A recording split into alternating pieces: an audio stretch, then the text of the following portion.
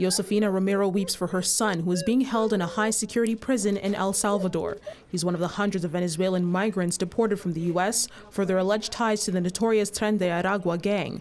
But Romero says her son is not a criminal and demanded that El Salvador's president send him home.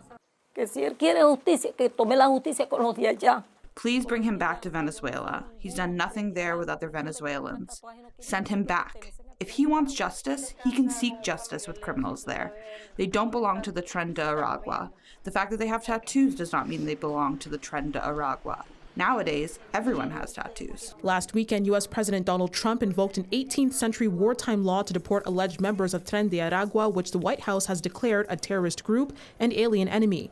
The migrants are being held in El Salvador under an agreement with the local government. Romero and other families in Venezuela made the tattoo connection after reading on social media that U.S. authorities had linked having tattoos to the gang.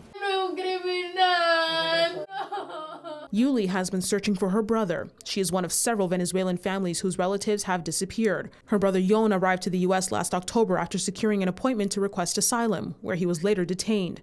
Yon is a tattoo artist with tattoos of his own, but she says he has no criminal record or ties to the gang. Venezuela's interior minister said on Friday that none of the Venezuelans deported by the U.S. to El Salvador is a member of Tren de Aragua. Later on Friday, the judge who temporarily blocked the Trump administration from deporting the Venezuelans under the obscure law said government lawyers had been intemperate and disrespectful. The judge said he is also considering whether officials violated his order on March 15th by failing to return 2 planes carrying the deportees that landed in El Salvador. He ordered Justice Department officials to provide an explanation by Tuesday. Trump has said he would not defy any court orders and told reporters that his administration has the authority to, quote, get bad people out of our country. These are hard, tough criminals, and we have to get them out.